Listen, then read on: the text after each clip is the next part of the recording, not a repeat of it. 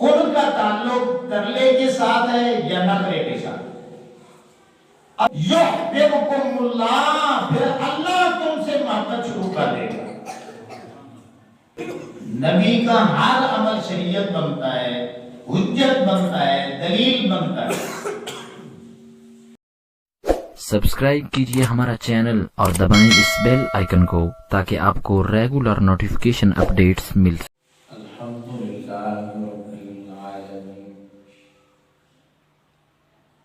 والصلاة والسلام علی خاتم النبیین وعلی آلہ الطیبین واصحابہ المہدیین وعلماء امتہ المحققین وأولياء ملته الواصلين وعلينا معهم أجمعين، أما بعد، فأعوذ بالله السميع العليم من الشيطان اللعين الرجيم، بسم الله الرحمن الرحيم،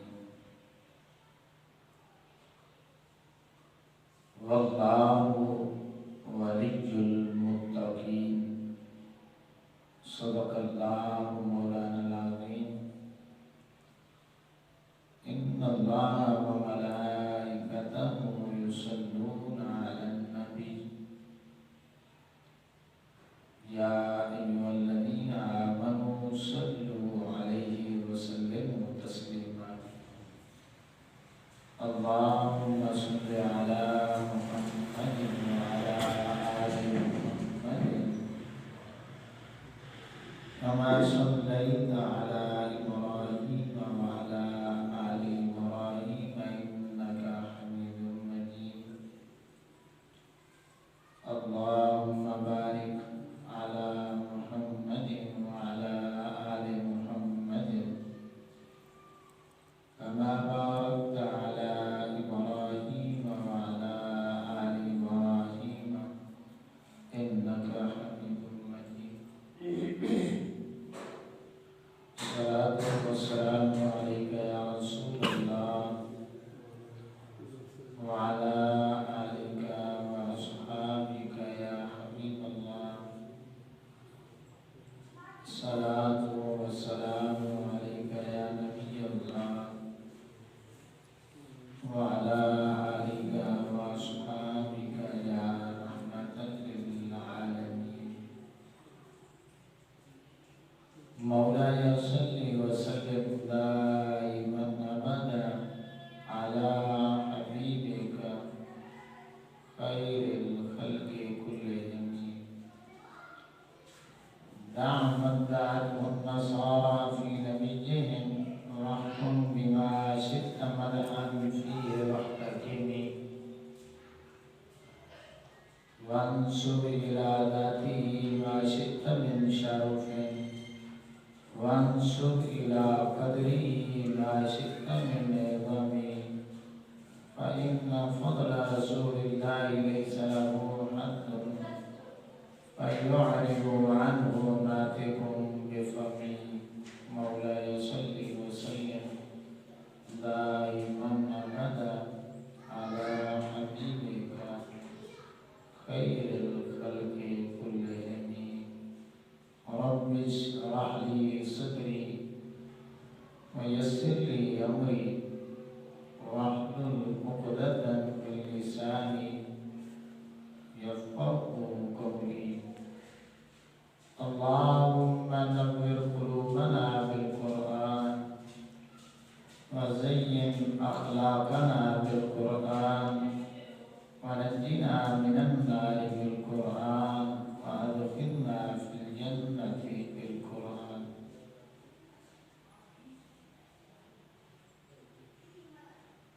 میں اپنی تمام تر عبادات اور نیاز مندیوں کا خراج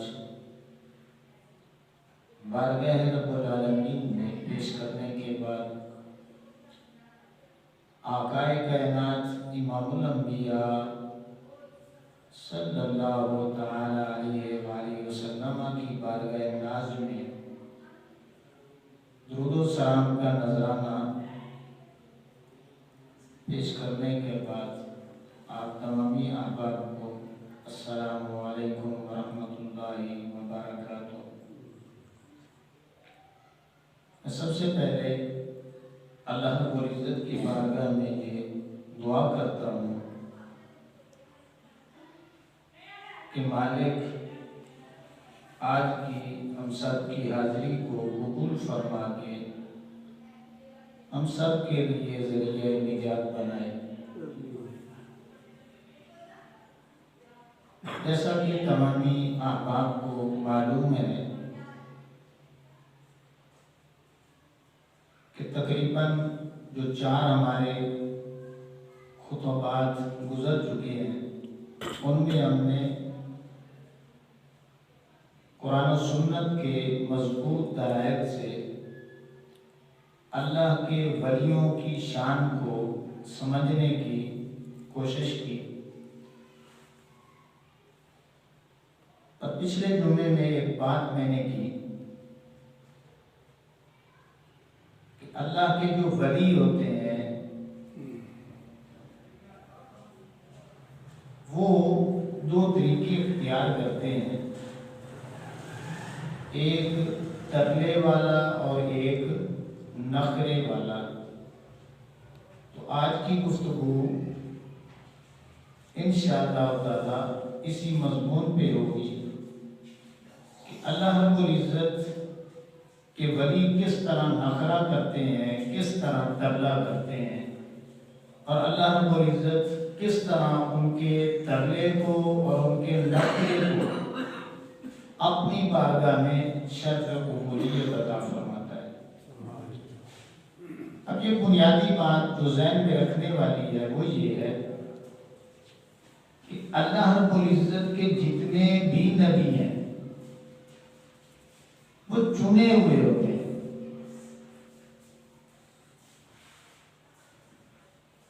نبی آ کے نبی نہیں بنتے، جو نبی آ کے بنتے ہیں نا وہ جھوٹے ہوتے ہیں۔ اب قرآن مجید میں اللہ رب العزت اعلان فرماتا ہے کہ اللہ یجعل حیث یجعل رسالتہ،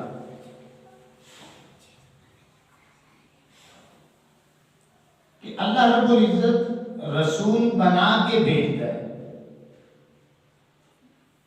اسی طرح قرآن مجید میں اللہ فرماتا ہے کہ جس طرح میں نبیوں کو چنتا ہوں، رسولوں کو چنتا ہوں، اسی طرح جو ولی ہوتے ہیں اللہ یستفی من الملائکۃ رسلا ومن الناس، اللہ فرماتا ہے کہ یستفی من الملائکۃ، کہ میں فرشتوں میں سے بھی اپنے ولی جو ہیں جن سے میں زیادہ پیار کرتا ہوں میں چن لیتا ہوں، وَرُسُلًا، اور رسولوں میں سے بھی، وَمِنَ النَّاسِ، اور عام لوگوں میں سے۔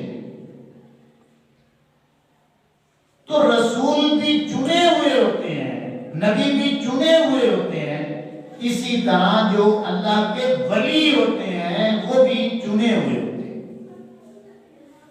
اللہ اکبر۔ تو امام الانبیاء صلی اللہ علیہ وسلم کے غلاموں، جو قرآن مجید کے 3 پارے کی قل ان کنتم تحبون اللہ فاتبعونی یحببکم اللہ، اس کی عملی مصداق بن جاتے ہیں۔ فاتبعونی کے عملی مصداق بن جاتے ہیں۔ تو اللہ رب العزت قرآن مجید میں ارشاد فرماتا ہے کہ لہم البشریٰ فی الحیات الدنیا وفی الآخرہ، اس جہان کی جو عزتوں والی دستاریں ہیں نا، پگڑیاں ہیں، وہ میں ان لوگوں کے سروں پہ سجا دیتا ہوں۔ عزتوں کی پگڑیاں ان لوگوں کے سروں پہ رکھ دیتا ہوں۔ آگے اللہ رب العزت نے فرمایا کہ لا تبدیل لکلمات اللہ، اللہ رب العزت کے کلمات بدلتے نہیں ہیں، اللہ اپنے وعدوں کے خلاف نہیں کرتا کہ اب اس نے فیصلہ کر لیا تو اب وہ بدل جائے گا، یہ ایسی بات نہیں ہے۔ علامہ اقبال مفکر اسلام، آپ نے کیا خوبصورت بات کیا، فرماتے ہیں اگرچہ تو زندگانی اسباب ہے، اگرچہ تو زندگانی ہے اسباب ہے، قلب کو لیکن ذرا آزاد رکھ، عقل کو تنقید سے فرصت نہیں، عشق پر اعمال کی بنیاد رکھ، اے مسلمان ہر گھڑی پیش نظر آیا لا یخلف المیعاد رکھ، اے مسلمان ہر گھڑی پیش نظر آیا لا یخلف المیعاد رکھ، یہ لسان العصر کا پیغام ہے، ان وعد اللہ حق یاد رکھ۔ علامہ صاحب فرماتے ہیں کہ یہ نہیں ہو سکتا کہ اللہ رب العزت نے جس کو نبوت دے دی ہے اب وہ واپس لے لے گا، اب یہ بھی نہیں ہو سکتا کہ اللہ رب العزت نے جس سے پیار کیا ہے، جس کو اپنا ولی بنایا ہے، پھر اپنی ولایت کو چھین لے گا۔ اللہ اکبر۔ تو امام الانبیاء صلی اللہ علیہ وسلم کے غلاموں، جس طرح میں نے آقا علیہ السلام کی بات کی کہ آقا علیہ السلام نے ترلا کیا، اس کا ذکر بھی قرآن مجید میں ہے، اللہ نے اسے بھی شرف قبولیت عطا فرمایا۔ آقا علیہ السلام نے نخرہ دکھایا تو وہ بھی قرآن مجید قد نرا تقلب وجہک فی السماء، اللہ نے اس کو بھی قبول فرمایا۔ اب یہ بات شاید آپ نے زندگی میں پہلی بار سنی ہے کہ انبیاء کرام علیہ السلام کے جتنے بھی معجزات ہوتے ہیں، جتنے بھی معجزات، ان کا تعلق ترلے کے ساتھ ہوتا ہے یا نخرے کے ساتھ ہوتا ہے۔ اگر کوئی اللہ کے نبیوں کو چیلنج کرتا ہے تو پھر انبیاء کرام علیہ السلام دو طریقے اختیار کرتے ہیں، یا ترلا کرتے ہیں یا نخرہ کرتے ہیں۔ اللہ رب العزت ترلے کو بھی قبول فرما لیتا ہے، اللہ رب العزت نخرے کو بھی قبول فرما لیتا ہے۔ اب جتنے بھی معجزات ہیں آپ پڑھ کے دیکھ لیں، کسی کافر نے بات کی، آقا علیہ السلام نے یا تو دعا کی ہے کہ مالک اب تیری الوہیت پہ یہ بات کرنا چاہتا ہے، تیرے نبی کی نبوت پہ حرف آتا ہے، مالک اس طرح کا یہ معجزہ طلب کرتا ہے، اللہ قبول فرما لیتا ہے۔ یا پھر آپ پڑھیں گے معجزات میں آقا علیہ السلام نے دعا بھی نہیں مانگی، اس نے معجزہ طلب کیا، نبی نے اشارہ کیا، اللہ نے اسی طرح کر دیا۔ تو یہ نخرہ کہ نبی نے اب دعا نہیں مانگی، بس اشارہ کر دیا ہے، اللہ نے پھر بھی قبول فرما لیا۔ تو آقا علیہ السلام کے جتنے بھی معجزات ہیں، باقی انبیاء کرام کے بھی جتنے بھی معجزات ہیں، ان کا تعلق ترلے کے ساتھ ہے یا نخرے کے ساتھ۔ اب یہ بات بالکل سادہ سی ہماری جو عقلوں میں ہے وہ کس طرح ہے، بالکل آسان مثال میں دینے لگا ہوں، وہ آپ نوٹ کریں کہ آپ اپنی اولاد سے پیار کرتے ہیں یا نہیں کرتے؟ پیار کرتے ہیں۔ کیوں پیار کرتے ہیں؟ کہ آپ کی اولاد اپنی ہے، جتنا پیار آپ اور میں اپنی اولاد سے کرتے ہیں نا، کسی سے نہیں کرتے۔ تو اللہ رب العزت جب اپنے نبیوں سے، اپنے ولیوں سے پیار کرتا ہے، کیوں کرتا ہے؟ یہ اس کے مقرب بندے ہوتے ہیں۔ جس طرح بلا تشبیہ و بلا مثال ہم اپنی اولاد سے پیار کرتے ہیں، تو کیوں کرتے ہیں کہ اولاد ہماری ہوتی ہے، اس لیے پیار کرتے ہیں۔ تو امام الانبیاء صلی اللہ تعالیٰ علیہ وسلم کے غلاموں، ولیوں سے یا نبیوں سے جو اللہ پیار کرتا ہے، کیوں کرتا ہے؟ کہ اس کے برگزیدہ بندے ہوتے ہیں، اس کی ہر بات کو ماننے والے ہوتے ہیں، اس سے محبت کرنے والے ہوتے ہیں، اس سے پیار کرنے والے ہوتے ہیں، اس مالک کی اتباع کرنے والے ہوتے ہیں۔ تو جب ہمارا بچہ ہم سے کوئی چیز مانگتا ہے تو کیا طریقہ اختیار کرتا ہے؟ کبھی ہم نے سوچا اس پہ؟ ہمارا بچہ بھی دو طریقے اختیار کرتا ہے، یا وہ ہمارا ترلا کرے گا، قریب آئے گا، منہ تھوڑا سا بنا لے گا، ترلا کرے گا، تھوڑی دیر رک رک کے بولے گا کہ ابو جی یہ چیز کی ضرورت ہے۔ تو آپ کو وہ ترلا بڑا پسند آئے گا کہ بچے کے منہ کی طرف دیکھیں گے کہ کیسا خوبصورت منہ اس نے بنا دیا ہے، ترلا کتنا سونا کیا ہے، اور ابو جی کس انداز میں اس نے بولا ہے۔ آپ کو وہ ترلا جو کیا ہے نا، وہ انداز بڑا پیارا ہوگا، آپ فوراً دے دیں گے۔ اب بچے کے پاس دوسرا طریقہ بھی ہے، اس طرح نہیں نہ مانیں گے تو پھر وہ نخرہ دکھائے گا۔ ہوتا ہے یا نہیں ہوتا؟ وہ روتا ہے، چیختا ہے، چلاتا ہے، دور چلا جاتا ہے، اپنا منہ تھوڑا سا آپ سے دور کر کے چھپا کے وہ ایک طرف کر لیتا ہے، تو آپ دوڑ کے جاتے ہیں، بچے کو اٹھا لیتے ہیں، سینے سے لگا لیتے ہیں، تو پھر آپ اس کی بات مان جاتے ہیں۔ تو آپ کا بچہ اپنا ہے، اس لیے آپ اپنے بچے سے پیار کرتے ہیں۔ تو آپ کا اگر اپنا بچہ وہ ترلا کرے، آپ پھر بھی مان جاتے ہیں۔ آپ کا اپنا بیٹا وہ نخرت دکھا دے، آپ پھر بھی مان لیتے ہیں۔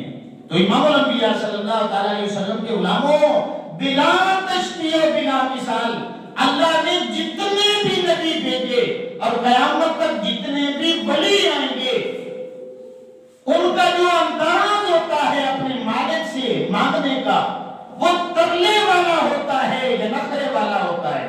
اللہ رب العزت ان کا ترلا بھی مان جاتا ہے، ان کے نخرے کو بھی مان جاتا ہے۔ اللہ اکبر۔ اور کیوں مانتا ہے؟ اس لیے مانتا ہے کہ نبی جو ہوتے ہیں نا، وہ اللہ کے حبیب ہوتے ہیں، اور آقا علیہ الصلوۃ والسلام تو اللہ کے حبیب ہیں۔ یہ حدیث پاک میں بھی آتا ہے، مشکات شریف میں حدیث پاک موجود ہے۔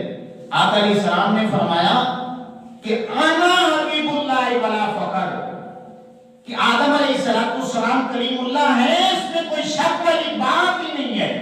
آدم علیہ السلام وہ صفی اللہ ہے، اس میں بھی شک والی بات نہیں ہے۔ حضرت اسماعیل علیہ السلام ذبیح اللہ ہیں، اس میں بھی کوئی شک والی بات نہیں۔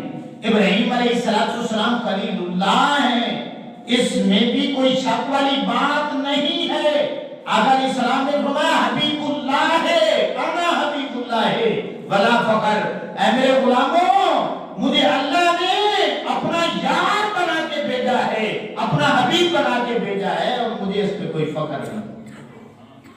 اب یہ حدیث پاک میں، اب قرآن سے حوالہ آپ کو دیتا ہوں، قرآن مجید پڑھے نا، تو قل ان کنتم تحبون اللہ فاتبعونی یحببکم اللہ۔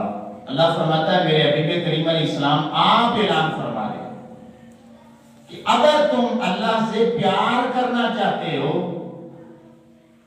تو کیا کرو؟ فاتبعونی، میرے حبیب کریم علیہ السلام کی اتباع شروع کر دو، اتباع میں لگ جاؤ۔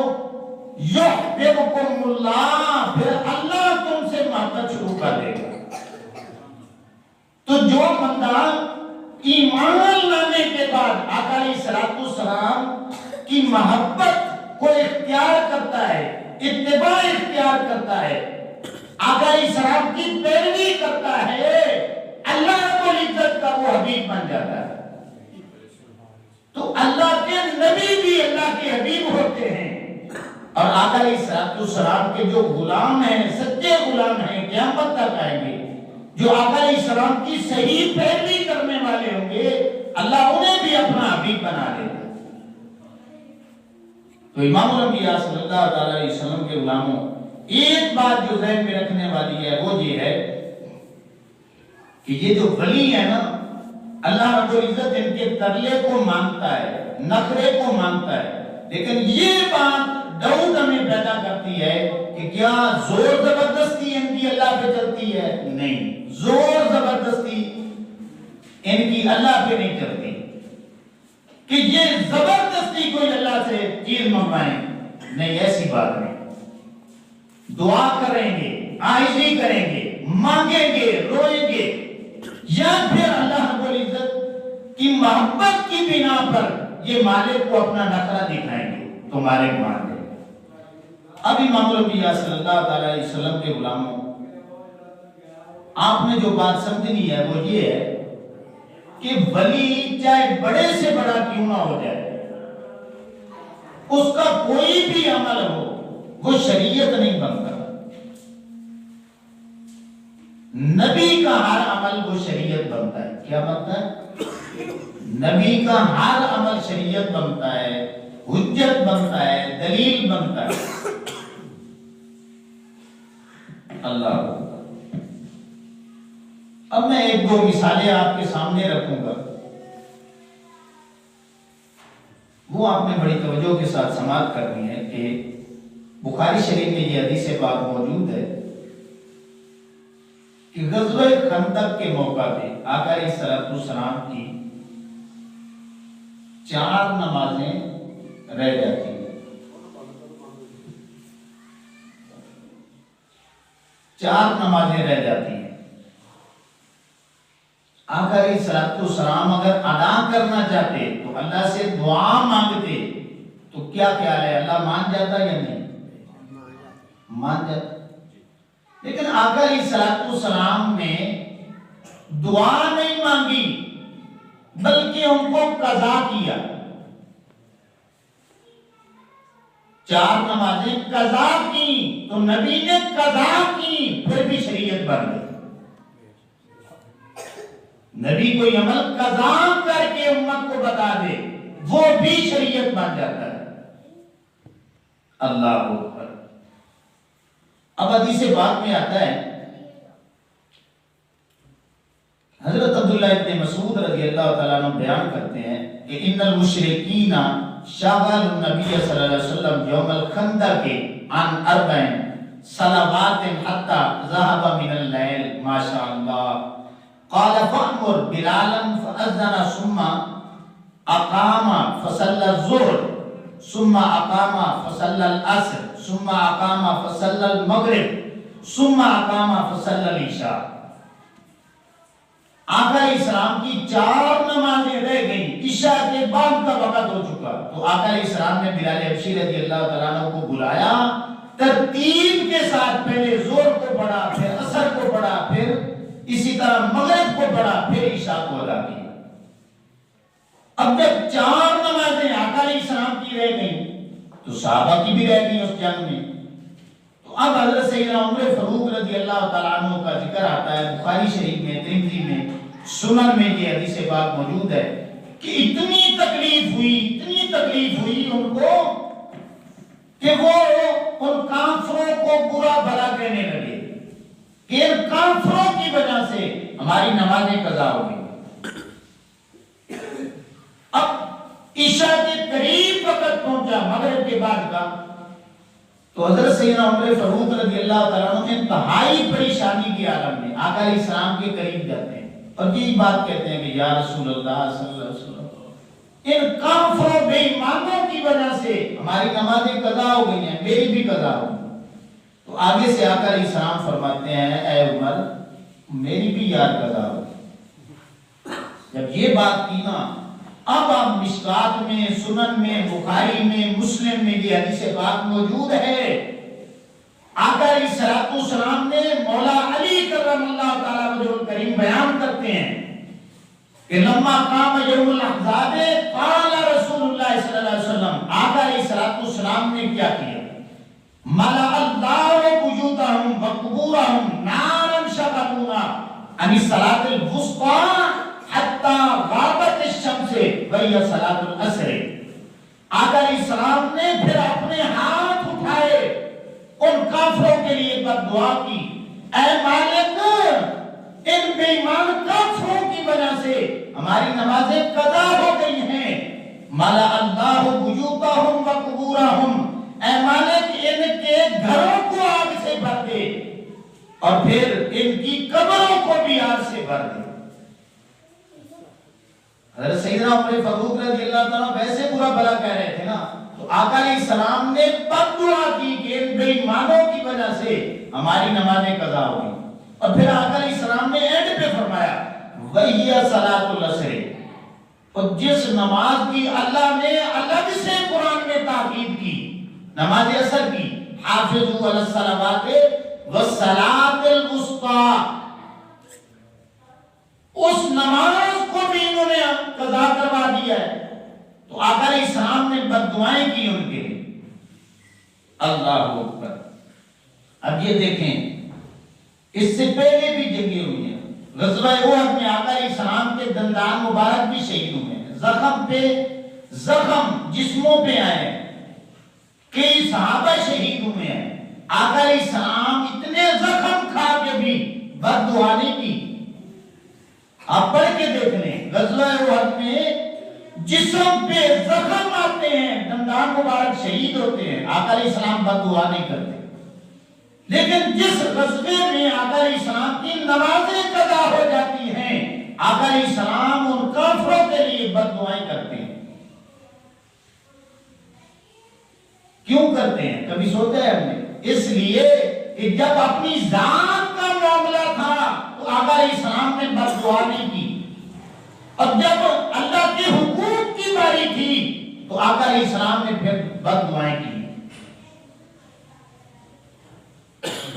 اللہ اکبر۔ اب دیکھ لیں صحابہ کرام کو کتنی فکر ہے نمازوں کی، آقا علیہ السلام کو کتنی فکر ہے نمازوں کی، اور ہمیں کتنی فکر ہے نمازوں کی۔ ہماری فجر سونے میں گزر جاتی ہے، 8 گھنٹے کی رات ہے، 8 گھنٹے کی، پھر بھی ہم بدمست ہو کر سو جاتے ہیں، فکر تک نہیں ہوتی کہ اب 8 گھنٹوں کے بعد میرے رب کا بلاوا ہے۔ زور اور اثر ہم اپنی دکانوں پہ اپنے کاروبار میں گزار دیتے ہیں، ملزم اپنے مالک کی صدائیں لگاتا رہتا ہے، ہم 10 سے مس نہیں ہوتے۔ اسی طرح مغرب گھر آنے میں گزار دیتے ہیں، بیوی بچوں میں گزار دیتے ہیں، عشاء پھر سونے میں گزار دیتے ہیں۔ کاش ہم نے قرآن پڑھا ہوتا، آقا علیہ السلام کی حدیثیں پڑھی ہوتی۔ اب حدیث پاک سنیں، بخاری شریف میں آتی ہے، تب بھی بیان کرتے ہیں کہ میں نے حضرت بریدہ رضی اللہ تعالیٰ عنہ کو دیکھا۔ کیا دیکھا؟ بارش آ رہی تھی، سخت بارش، حالات ایسے ہو چکے تھے کہ اب نماز قضا ہو جائے گی۔ حضرت بریدہ رضی اللہ تعالیٰ عنہ کو نماز عصر کی فکر پڑی، یار یہ میری قضا نہ ہو جائے۔ اب وہ تابعی بیان کرتے ہیں کہ میں نے آقا علیہ السلام کے ایک صحابی بریدہ کو دیکھا کہ یار اس کو اتنی فکر لگی ہے کہ میری نماز قضا ہو رہی ہے۔ تو جب میں نے پوچھا یار قضا کر کے پڑھ لینا، کیا بات ہے؟ تو اب وہ صحابی مجھے بتانے لگے میں نے اللہ کے رسول صلی اللہ علیہ وسلم سے ایک حدیث سنی۔ وہ کیا سنی ہے؟ اب سنیں، وہ بیان کرتے ہیں کہ حضرت بریدہ رضی اللہ تعالیٰ عنہ نے، یہ بخاری شریف میں حدیث پاک موجود ہے، آقا علیہ السلام نے فرمایا قال من ترک صلاۃ العصر، کہ جس نے جان بوجھ کے بلا کسی وجہ کے اس نے نماز عصر کو، صرف نماز عصر کو چھوڑ دیا، کوئی وجہ ہی نہیں اور اس نے نماز کو چھوڑ دیا۔ اب وہ صحابی تابعی کو سمجھا رہے ہیں، تو کیا کہتے ہیں؟ میں نے آقا علیہ السلام سے سنا ہے فَقَدْ حَبِطَ عَمَلُهُ، اور اگر اس کی نماز عصر قضا ہو گئی ہے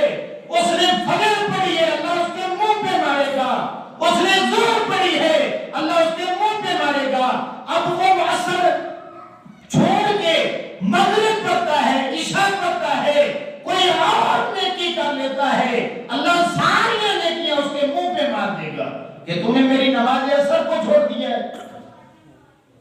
نماز اثر کو چھوڑ کے جتنے بھی نیک عمل کوئی کرتا ہے وہ صحابی تابعی کو کہتے ہیں اللہ پھر قبول ہی نہیں کرتا. آج دیکھ لیں پکے نمازی ہیں، پکے نمازی ہیں، سالوں سے نمازی ہیں، ہماری نمازیں بھی قضا ہو جاتی ہیں.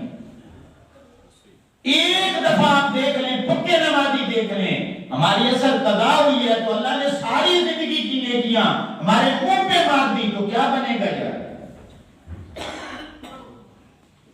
تو وہ تابعی کہتے ہیں اس دن نماز کی اہمیت میرے دل میں بیٹھ گئی کہ مر جانا ہے میں نے نماز نہیں چھوڑنی.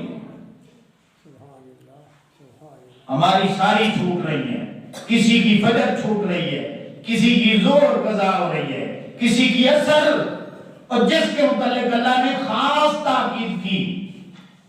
اور حدیث پاک بخاری شریف میں 552 نمبر کی حدیث پاک ہے. حضرت عبداللہ بن عمر رضی اللہ تعالیٰ عنہ بیان کرتے ہیں کہ الذی تفوتہ صلاۃ العصر، جس کی نماز عصر چھوٹ گئی، فوت ہو گئی، کأنما وطر اہلہ و مالہ. آقا علیہ السلام سے میں نے سنا، آقا علیہ السلام نے فرمایا اگر ایک طرف تیرا مکان گر جائے، تیرے بچے مر جائیں، تیرا مال و دولت تباہ ہو جائے، یہ نقصان کم ہے. جب تیری نماز اثر چھوٹ گئی ہے نا تو یہ نقصان زیادہ ہوگی.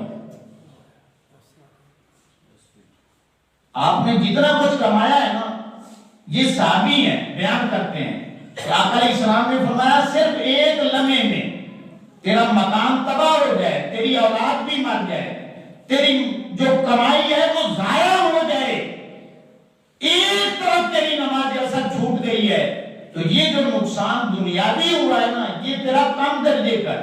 جو نماز تم نے چھوڑ دی ہے نماز اثر، یہ تمہیں اس سے بھی بڑا نقصان کر لیا. ہمیں کیا یار ہمارے دل میں نمازوں کی ویلیو. اللہ اکبر. تو امام المطیع صلی اللہ تعالی علیہ وسلم کے غلاموں، اس لیے چھوڑ دو یہ کمی کمزوریاں کرنا کہ میرے جانور بھوکے تھے، میں بچے رو رہے تھے، مجھے یہ کام پڑ گیا، یہ بہانے ہیں. جب بھی کوئی ایسا معاملہ آئے تو اپنے دل سے پوچھ لو یہ بہانہ کل قیامت والے دن اللہ کی بارگاہ میں میرا چل جائے گا. اگر چل جائے گا، دل گواہی دیتا ہے تو پھر لیٹ کر لیں. اگر دل گواہی نہیں دیتا، اندر بھی ایک مفتی بیٹھا ہے وہ آپ کو صحیح فتوے دیتا ہے، اس مفتی سے بھی فتویٰ لے لیا کرو. تو وہ مفتی بھی آپ کو بتا دے گا کہ یہ بہانہ اللہ کی بارگاہ میں آپ کا نہیں چلے گا.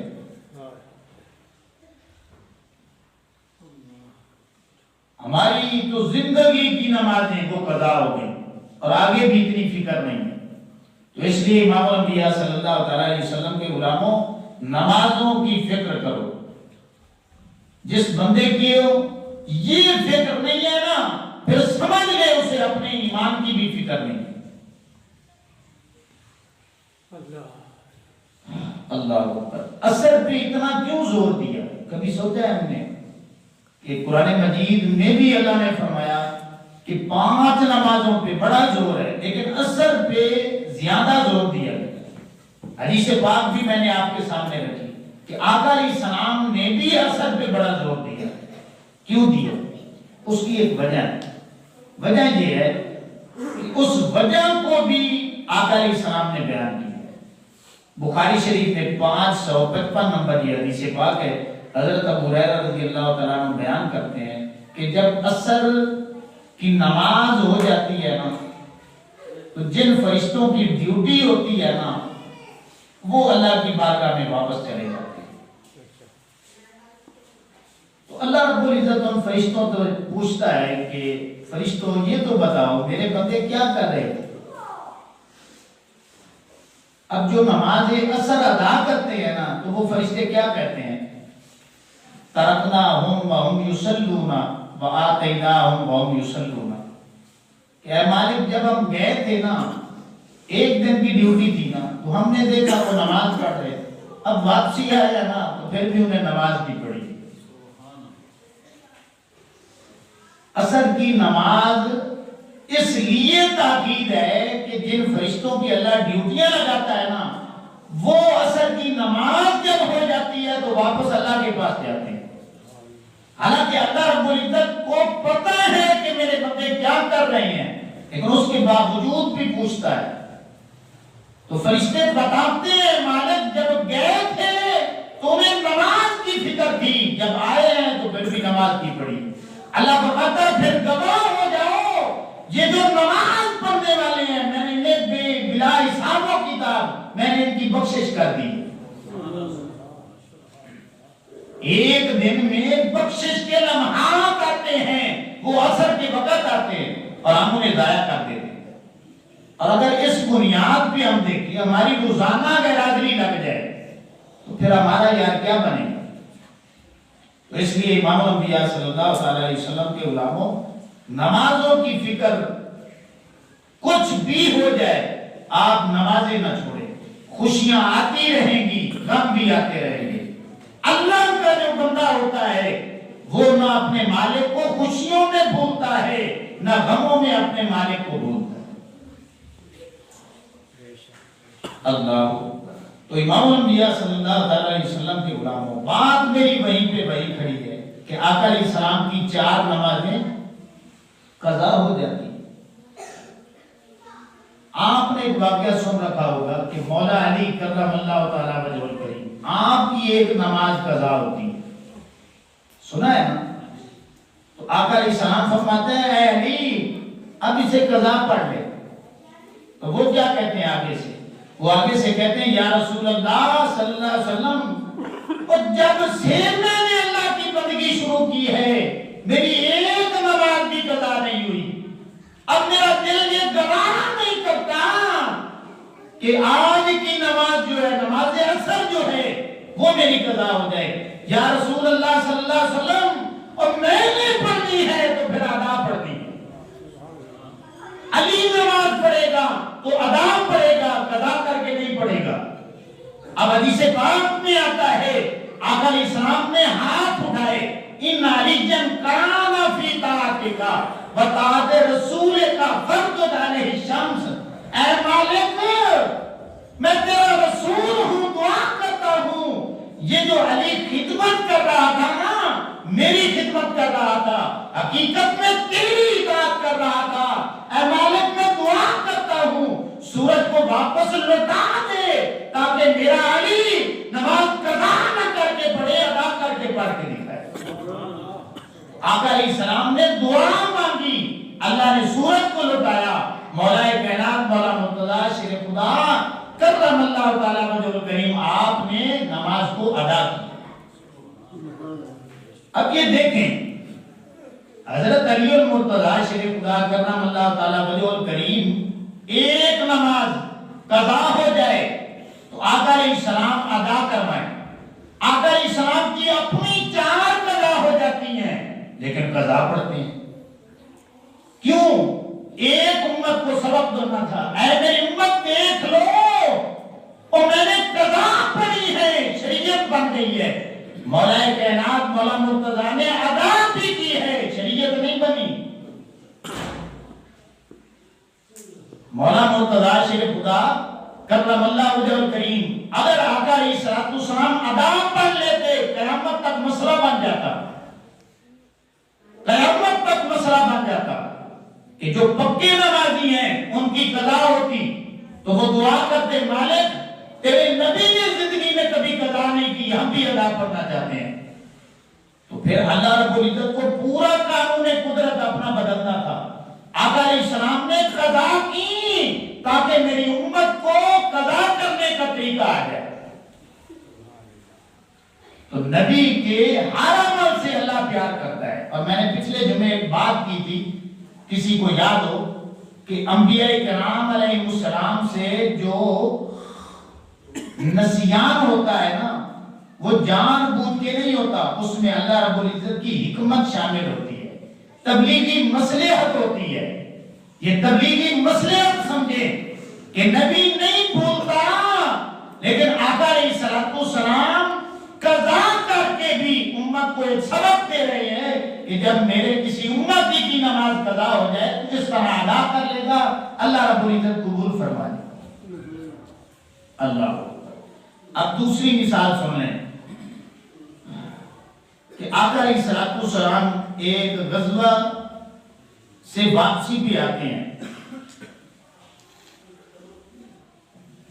تو آقا علیہ الصلوۃ والسلام تھکاوٹ ہو جاتی ہے، اس تھکاوٹ کی وجہ سے آقا علیہ السلام فرماتے ہیں کہ اے میرے صحابہ کرام یہیں پہ خیمے لگاؤ، رات ادھر گزاریں گے، صبح کو ہم کود کر دیں گے۔ تو آقا علیہ الصلوۃ والسلام فجر کی نماز جو ہے نا وہ قضا ہو جاتی ہے، یعنی سورج جب چڑھ جاتا ہے تو اس وقت آقا علیہ الصلوۃ والسلام کی آنکھ کھلتی ہے، پھر صحابہ کرام کی آنکھ کھلتی ہے، تو آقا علیہ الصلوۃ والسلام اس کو بھی قضا کر کے پڑھتے ہیں۔ اب ایک اور حدیث پاک وہ بھی میں آپ کے سامنے رکھنا چاہتا ہوں کہ آقا علیہ السلام نے زور کی نماز پڑھائی، 4 رکعتوں کی بجائے آقا علیہ السلام نے 5 رکعتیں پڑھائی۔ ایک اور حدیث پاک میں آتا ہے کہ آقا علیہ السلام نے مغرب کی تھی 3 رکعت تو 2 رکعتیں پڑھا دی۔ ایسا بھی واقعہ ہوا۔ اب کیوں ہوا؟ اس لیے ہوا تاکہ امت کو پتہ چل جائے کہ اگر 4 سے 5 ہو جاتی ہیں تو پھر طریقہ کیا ہے، اگر 3 سے 2 ہو جاتی ہیں تو پھر کیا طریقہ ہے۔ تو انبیاء کرام علیہ السلام کے ساتھ جو نسیان والا معاملہ ہوتا ہے، اللہ رب العزت کی اس میں بھی ہزاروں حکمتیں ہوتی ہیں کہ امت کو کوئی نہ کوئی سبق دینا چاہتا ہوتا ہے۔ تو اس لیے امام الانبیاء صلی اللہ تعالی علیہ وسلم کے غلاموں یہ سارے طریقے شریعت میں موجود ہیں۔ تو اللہ رب العزت اپنے نبیوں کے ہر عمل سے پیار کرتا ہے، ٹھیک ہے نا۔ اصل میں جو بات میں آپ کو سمجھانا چاہتا ہوں کہ نبی ادا کرے اللہ پھر بھی پیار کرتا ہے، نبی سے کوئی نماز قضا ہو جائے اللہ پھر بھی پیار کرتا ہے، نبی ترلا مالک کا کریں اللہ پھر بھی پیار کرتا ہے، نخرہ دکھا دیں اللہ پھر بھی پیار کرتا ہے۔ تو امام الانبیاء صلی اللہ تعالی علیہ وسلم کے غلاموں، اب میں ایک بات جو آپ کے سامنے رکھنا چاہتا ہوں جو ہمیں پریشان کر سکتی ہے، کیا آقا علیہ السلام کی امت کے جو ولی ہیں اللہ ان کو بھی طاقت یہ دیتا ہے ترلے کی، نخرے کی، اللہ قبول بھی فرماتا ہے؟ کیا آقا علیہ السلام نے اپنی امت میں سے کسی ولی کا ذکر کیا ہے؟ جی حدیث پاک میں موجود ہے کہ مسند احمد میں، مسلم میں، مشکات شریف میں میرے پاس حوالے لگے، آقا علیہ السلام نے اپنی امت کے ایک ولی کا ذکر کیا۔ آقا علیہ السلام نے نا صحابہ کرام کے سامنے اس کی شانیں بیان کی۔ اب شان سنیں، آقا علیہ السلام بیٹھے ہیں، صحابہ کا مجمع لگا ہے، آقا علیہ السلام فرماتے ہیں میرے صحابہ مجھے یمن سے میرے یار کی خوشبو آتی ہے، وہ مجھ سے بڑا پیار کرتا ہے، میرا یار ہے۔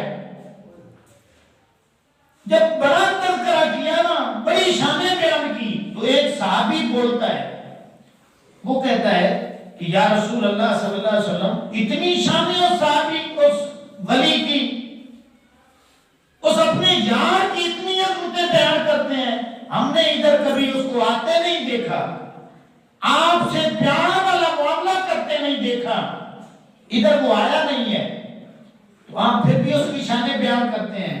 آقا علیہ السلام نے فرمایا ہاں میرے صحابی سن، یہ جو یمن ہے نا، یمن میں ایک علاقہ کرن ہے، اس کرن قبیلے کا ایک شاخ ہے جس کا نام مراد ہے، اس مراد قبیلے سے اس کا تعلق ہے، اس میرے یار کا نام اویس ہے اور مشہور ہے اویس کرمی، وہ آیا کبھی نہیں مدینے میں، اور آیا کیوں نہیں؟ آقا علیہ السلام نے اس کی وجہ بھی بیان کی۔ آقا علیہ السلام نے فرمایا ان رجلا یاتیکم من الیمن یقال له اویس، اے میرے صحابہ سن لو، وہ جو بندہ ہے نا مجھ سے انا پیار کرنے والا، بن دیکھے پیار کرنے والا، یقال له اویس، اس میرے یار کا نام اویس ہے، لا یدع بالیمن، اور یمن میں اس کا کوئی اپنا نہیں ہے، غیر ام لہ، صرف اس کی ماں ہے جس کی وہ خدمت کرتا ہے۔ یہ جو رکاوٹ بنی ہوئی ہے نا کہ میرے پاس وہ نہیں آیا، بس ماں کی خدمت میں لگا ہے۔ آقا علیہ السلام نے پھر اس اپنے ولی کی شان بیان کی۔ اب سنیں، قد کان بہ بیاض، اے پوچھنے والے سن لے، اور میرا وہ یار جو ہے وہ صرف میرا یار نہیں ہے، وہ میرے رب کا بھی یار ہے، میرا رب بھی اس سے پیار کرتا ہے۔ اب آقا علیہ السلام نے فرمایا میرے اس یار کو ایک بیماری لگی تھی، وہ بیماری لگی تھی، فدعا اللہ، اس نے پھر اللہ سے دعا مانگی، اے مالک اس بیماری کو مجھ سے دور کر دے، فَأَذْهَبَهُ عَنْهُ، اللہ نے اس کی دعا کو قبول کر لیا، بیماری کو اس سے دور کر دیا۔ اب آقا علیہ السلام نے فرمایا اِلَّا موضع الدینار، اب الدرہم، اب جو بیماری تھی نا برس کی، وہ اللہ نے ساری ختم کر دی ہے۔ ایک درہم کے بدلے، ایک درہم جتنا ہوتا ہے نا ڈھبا، اس کے برابر اس کے جسم پہ نشان باقی ہے۔ اللہ نے بیماری ختم کر دی، نشان باقی ہے۔ آقا علیہ السلام فرماتے ہیں فَمَنْ لَقِيَهُ مِنْكُمْ فَلْيَسْتَغْفِرْ لَكُمْ، اے میرے صحابہ سن لو، اور جو بھی میرے یار سے ملے اس سے اپنی بخشش کی دعا کروا لینا، جو بھی ملے میرے یار سے مل کے اپنے لیے بخشش کی دعا کروا لینا۔ کیوں؟ وجہ کیا ہے؟ آقا علیہ السلام نے دو باتیں فرمائی۔ آقا علیہ السلام نے فرمایا کہ جب وہ اللہ کی قسم کھا لیتا ہے اللہ پھر بھی پوری کر لیتا ہے، اور جب وہ دعا کے لیے ہاتھ اٹھاتا ہے اللہ اس کے ہاتھوں کی بھی لاج رکھ لیتا ہے۔ اب قسم سے کیا مراد ہے؟ قسم اٹھانا علماء نے لکھا ہے یہ نخرہ دکھانا ہوتا ہے، کہ وہ نخرہ دکھا دے کہ میرا رب ایسا کر دے گا۔ آقا علیہ السلام فرماتے ہیں اللہ پھر بھی کر دیتا ہے، وہ دعا کے لیے ہاتھ اٹھا لے، ترلا کر لے، اللہ پھر بھی اس کی دعا کو قبول فرما دیتا ہے۔ اب یہ جو شانیں سنی نا تو اب صحابہ کرام کی طرف تھی کہ ہم اس بندے سے ملیں، تو پھر آقا علیہ السلام نے فرمایا میرے صحابہ کرام سن لو، تم میں سے ایک کا نام عمر ہے، ایک کا نام علی ہے رضی اللہ تعالیٰ عنہ، یہ دو ہستیاں ان سے ملیں گی، اور اے عمر سن لو، اور یہ بات پلے باندھ لینا جب بھی ملنا اپنے لیے بخشش کی دعا کروا لینا۔ اب کیا ہوا؟ حضرت سیدنا صدیق اکبر رضی اللہ تعالیٰ عنہ کا زمانہ گزر جاتا ہے، سیدنا عمر فاروق رضی اللہ تعالیٰ عنہ کا دور شروع ہوتا ہے۔ جب حج کے دن آتے ہیں تو یہ حدیث پاک میں سنا رہا ہوں، کوئی سیرت کی کتاب نہیں پڑھ رہا، حج کے دن آتے حضرت سیدنا عمر فاروق رضی اللہ تعالیٰ عنہ کیا کرتے؟ اعلان کرواتے کہ سارے حاجی جو ہیں حج کرنے کے لیے آئے ہیں وہ بیٹھ جائیں، جو یمن کے رہنے والے ہیں وہ کھڑے رہیں۔ اب اسی طرح حجاج کرتے، یمن والے کھڑے ہو جاتے، پھر فرماتے سارے یمن والے بیٹھ جاؤ، جو کرم والے ہیں وہ کھڑے رہیں۔ اب فرماتے کرم والے سارے بیٹھ جاؤ، جو مراد قبیلہ سے تعلق رکھتے ہیں وہ کھڑے ہو جائیں، تو پھر ایک ہی بندہ کھڑا رہتا ہے۔ حضرت سیدنا عمر فاروق رضی اللہ تعالیٰ عنہ پوچھتے ہیں کہ یار تو اویس ہے؟ وہ کہتا ہے نہیں میں اویس نہیں ہوں، اویس میرا بھتیجا ہے۔ تو پوچھتے ہیں وہ کہاں پہ ملے گا؟ تو وہ بتاتے ہیں کہ قریب اپنے اونٹوں کو چرا رہا ہے۔ حضرت سیدنا عمر فاروق رضی اللہ تعالیٰ عنہ مولا کائنات مولا مرتضی شیخ خدا کرم اللہ تعالیٰ وجہ اور کریم کو لے کر کے جاتے ہیں، ملاقات کرتے ہیں، اور آقا علیہ السلام کی حدیث پہ عمل کرتے، پوچھتے ہیں کہ تیرا نام اویس ہے؟ پہلے فرماتے ہیں نہیں میرا نام اویس نہیں ہے، وہ کہہ دیتے ہیں عبداللہ، میرا نام عبداللہ ہے۔ عبداللہ مانا اللہ کا بندہ، مطلب اپنے آپ کو چھپانا چاہتے ہیں کہ اللہ کا بندہ۔ آپ فرماتے ہیں کہ پھر یہ بتا کہ تجھے ایک بیماری لگی تھی، آقا علیہ السلام نے نشاندہی کی ہے کہ تیرے جسم پہ ایک نشان ہے برس کا، بیماری دور ہو گئی ہے، ٹھپے کے برابر وہ نشان باقی ہے۔ تو اب وہ سمجھ جاتے ہیں کہ یہ ساری بات تک پہنچے ہو، تو وہ کہہ دیتے ہیں ہاں میرا ہی نام اویس ہے۔ پھر فرماتے ہیں کہ اویس آقا علیہ السلام نے دیکھا نہیں آپ کو، آپ نے بھی آقا علیہ السلام کو نہیں دیکھا، لیکن آپ سے اللہ بھی پیار کرتا ہے، آقا علیہ السلام بھی پیار کرتے ہیں۔ آقا علیہ السلام نے مجھے حکم فرمایا تھا، اے عمر میرے اس یار سے ملنا، اپنے لیے دعائے مغفرت کروانا، تو آپ میرے لیے دعائے مغفرت کر لیں۔ آگے سے اویس کتنا عاجز بندہ ہے، وہ کہتے ہیں کہ آپ صحابی ہیں، خلیفۃ الرسول ہیں، آپ میرے لیے دعا کریں۔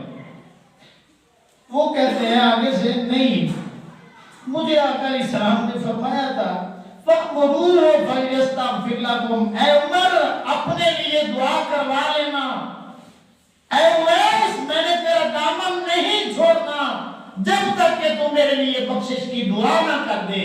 تو اس وقت حضرت اویس کرنی رحمت اللہ علیہ دعا کے لیے ہاتھ اٹھاتے ہیں، بخشش کی دعا کر دے۔ اچھا حدیث پاک ختم نہیں ہوئی، اب وہ چلے جاتے ہیں، پھر حج کے مواقع آتے ہیں، پھر پوچھتے ہیں کہ شاید اویس کرنی پھر آیا ہو۔ جتنے بھی حج گزرے ہیں حدیث پاک میں آتا ہے کہ حضرت سیدنا عمر فاروق رضی اللہ تعالیٰ عنہ پھر ان کا حال پوچھا کرتے ہیں۔ تو حضرت اویس کرنی رحمت اللہ تعالیٰ علیہ کے متعلق آقا علیہ السلام نے کیا فرمایا، بس آخری بات سن لیں، اِنَّ خَيْرُ التَّابِعِينَ، کہ میری صحابہ کے بعد جو تابعین کا گروہ ہے، صحابہ کے بعد جو تابعین کا گروہ ہے، یعنی آپ کہہ لیں قیامت تک جتنے بھی ولی آئیں گے، اللہ نے اویس کو اپنی ماں کی خدمت کی وجہ سے سارے ولیوں کا سردار بنا دیا۔ تو آقا علیہ السلام نے اپنے اس امتی کی، اپنے اس امت کے ولی کی شانوں کو بیان کیا، آقا علیہ السلام ترلے کو بھی بیان کیا، نخرے کو بھی بیان کیا۔ تو قیامت تک اولیاء کرام آتے رہیں گے، اور میں نے آپ کو نشانیاں بھی بتائی ہیں کہ وہ آقا علیہ السلام کی اتباع کرنے والے ہوں گے، ٹھیک ہے نا؟ یہ نشانیاں یاد رکھیں، قیامت تک آئیں گے اور وہ ترلا بھی کرتے رہیں گے، نخرہ بھی دکھائیں گے، تو اللہ رب العزت ان کے ترلے کو بھی قبول فرما لے گا، ان کے نخرے کو بھی قبول فرما لے گا۔ تو امام الانبیاء صلی اللہ تعالیٰ علیہ وسلم کے غلاموں، میں دعا کرتا ہوں کہ اللہ رب العزت مجھے، آپ کو، سبھی کو اپنا عقیدہ قرآن کے مطابق، آقا علیہ السلام کے فرمان کے مطابق جیسا حدیثوں میں آتا ہے ایسا ہم اپنا عقیدہ بنا لیں، ایسے ہم اپنے عمل کر لیں، تو انشاءاللہ اللہ رب العزت بھی ہم سے پیار شروع کر دے گا، اور جب پیار کرے گا تو انشاءاللہ ہماری دنیا بھی سمجھ جائے گی، ہماری آخرت بھی سمجھ جائے گی۔ اللہ رب العزت ہمیں عمل کی توفیق عطا فرمائے۔ وما علینا الا البلاغ۔